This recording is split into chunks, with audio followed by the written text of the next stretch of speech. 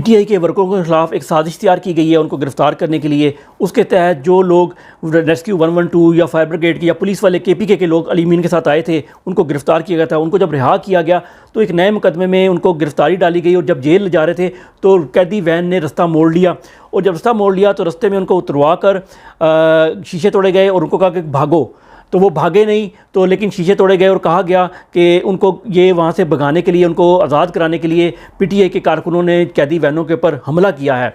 अब उसकी आड़ लेकर जबकि वीडियोस आ गई हैं कि किस तरीके से वो मुड़े और क्या कुछ हुआ, और ये भी वीडियोस अलीमीन गंडापुर ने कहा कि मौजूद हैं कि वो खुद SHO उधर का शीशे अपनी कैदी वैन के तोड़ रहा है, किस तरीके से तोड़ रहा है। लेकिन इसकी आड़ में यह पीटीआई के बाकी लोग जिनके पर इल्ज़ाम है कि उन्होंने छुड़ाने की कोशिश की, हालांकि कोई था ही नहीं, ना पकड़ा गया, उनके खिलाफ ऑपरेशन करेंगे। तो आगे पीछे के जो लोग हैं वो ज़रा मुहतात हो जाएं। ये नंबर 1 का पिछले 1 साल में सबसे बड़ा प्लान है।